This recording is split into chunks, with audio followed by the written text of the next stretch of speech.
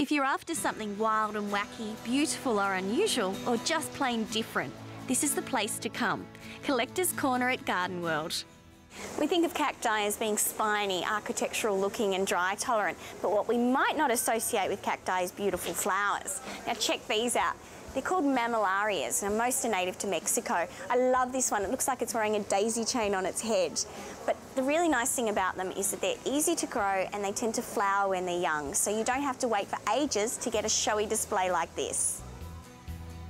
As far as native plants go, these little beauties have to take the prize for being the showiest. This is Dendrobium kingianum, which grows wild from northern New South Wales to Queensland. You'll often hear it called the pink rock orchid because it grows naturally on rocky outcrops.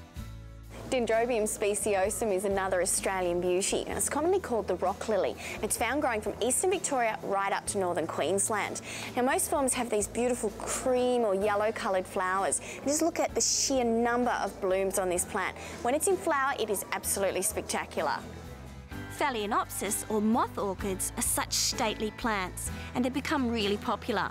But what you might not know is that they also come in miniature. How cute are these? They require the same growing conditions as moth orchids, so bright, indirect light, but they're a fraction of the size. Tillandsias are making a comeback too, as a terrarium plant, but also for garden craft. They're commonly called air plants because they grow wild on trees and rocks, so you can mount them on almost anything. Give them a bright spot, but not direct sun. Good air circulation and water, and that's about it. There's something morbidly fascinating about watching a carnivorous plant devour its prey. And these are some of my favourites. These are the pitcher plants.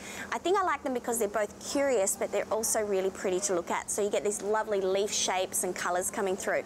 They're also really clever little plants. So what they do is they lure their insect prey into these pitchers using a combination of sweet nectar, scent, but also colour.